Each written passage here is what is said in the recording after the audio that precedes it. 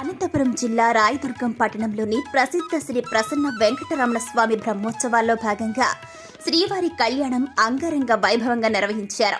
స్వామివారి తరపున పెళ్లి పెద్దలుగా బ్రాహ్మణులు, పట్టణ ప్రముఖులు ఉదయం మేళతాళాలతో పెళ్లి కూతురు మౌనికను ఊరేగింపుగా మార్కండేయ స్వామి ఆలయానికి తీసుకురావడం జరిగింది. అక్కడి నుంచి పెళ్లి కూతుర్ని అలంకరించి కోటలోని శ్రీవారి సన్నిధి వరకు ఊరేగింపుగా వచ్చారు. అనంతరం పెళ్లి కూతుర్ని శ్రీవారి ఉత్సవ విగ్రహం ప్రక్కన కూర్చోబెట్టారు. సంప్రదాయబద్ధంగా మంత్రోచ్చరణల మధ్య పురోహితులు, వేద బ్రాహ్మణులు, వెంకటేశ్వర శాస్త్రి ఆధ్వర్యంలో వివాహ కార్యక్రమాన్ని ఎంతో వైభవంగా నిర్వహించారు. అలాగే జీలకర్ర బెల్లం, కన్యాదానం, ఇతరత్ర అన్ని వివాహ పూజా కార్యక్రమాలతో ఉదయం 11:30 అభిజిన్ లగ్న శుభ పుష్కరాంశములందు పురోహితులు మంగళసూత్రాన్ని బాలిక మెడకు తాకించి శ్రీవారి పక్కనే ఉన్న పద్మావతి ఉత్సవ విగ్రహానికి కట్టారు.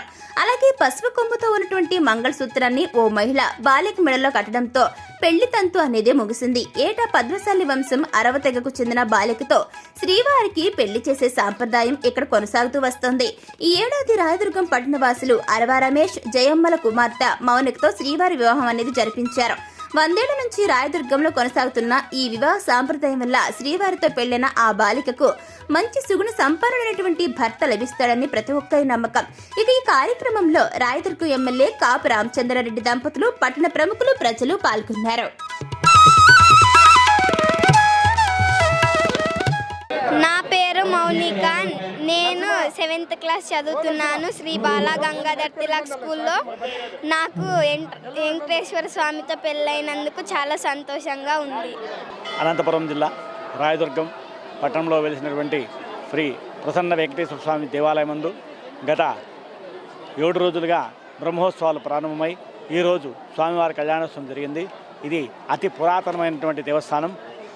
ఈ దేవస్థానం పాళేగాల ప్రభువులైనటువంటి ఆ ప్రభువులకి కలలో కనబడి స్వామి చెప్పిన దానివల్ల ఇక్కడ దేవాలయం నిర్మాణం చేశారు. అప్పటి నుంచి కూడా ఇక్కడ బ్రహ్మోత్సవాలు ప్రతి సంవత్సరం కూడా వైశాఖ బహుళ తదియ రోజు కళ్యాణోత్సవం, పంచమి రోజు రథోత్సవం జరుగుతూ ఉంది. ఇక అలాగనే గత 75-80 ఏళ్ళ నుంచి ఇక్కడ ప్రత్యక్ష కన్యాదానము అనేటువంటి కార్యక్రమం జరుగుతూ ఉంది. ప్రత్యక్ష కన్యాదానం అనేటువంటి కార్యక్రమం జరుగుతూ ఉంది.